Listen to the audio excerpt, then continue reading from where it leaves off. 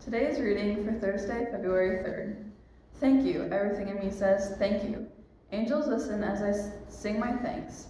I kneel in worship facing your holy temple and say it again. Thank you. Thank you for your love. Thank you for your faithfulness. Most holy is your name. Most holy is your word. The moment I called out, you stepped in. You made my life large with strength.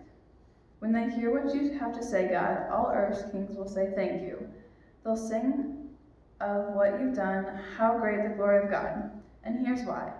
God, high above, sees far below. No matter the distance, he knows everything about us. When I walk into the thick of trouble, keep me alive in the angry turmoil. With one hand, strike my foes, with your other hand, save me. Finish what you started in me, God. Your love is eternal. Don't quit me now. Camp 4. The people of Israel, the entire company, set out of Kadesh and traveled to Mount Hor. God said to Moses and Aaron at Mount Hor at the border of Edom, "It's time for Aaron to be gathered to the company of his ancestors.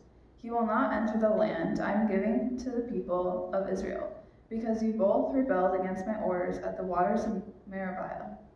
So take Aaron and his son Eleazar and lead them up to Mount Hor. Remove Aaron's clothes and put him on his son Eleazar. Aaron will be gathered there. Aaron will die." Moses obeyed God's command. They climbed Mount Hor as the whole congregation watched.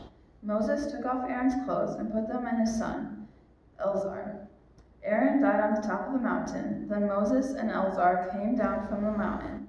The whole congregation, getting the news Aaron had died, went into the 30 days of mourning for him. Acts chapter 9, verse 19 through 25, the Message.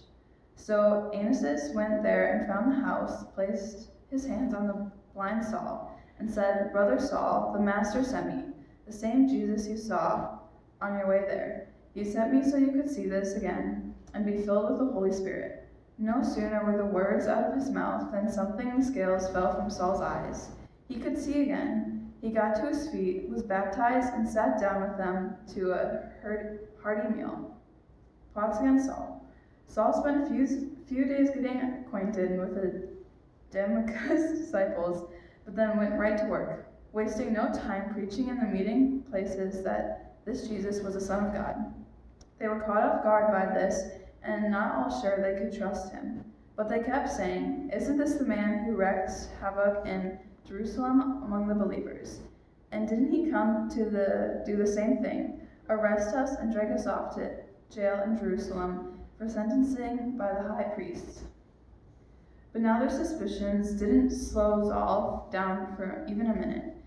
His momentum was up now, and he plowed straight into the opposition, disarming the Damascus Jews and trying to show them that Jesus was the Messiah. After this had gone on quite long, some news conspired him. But Saul got wind of it. They were watching the city gates by the clock so they could kill him. Then one night the disciples engineered his escape by lowering him over the wall in a basket.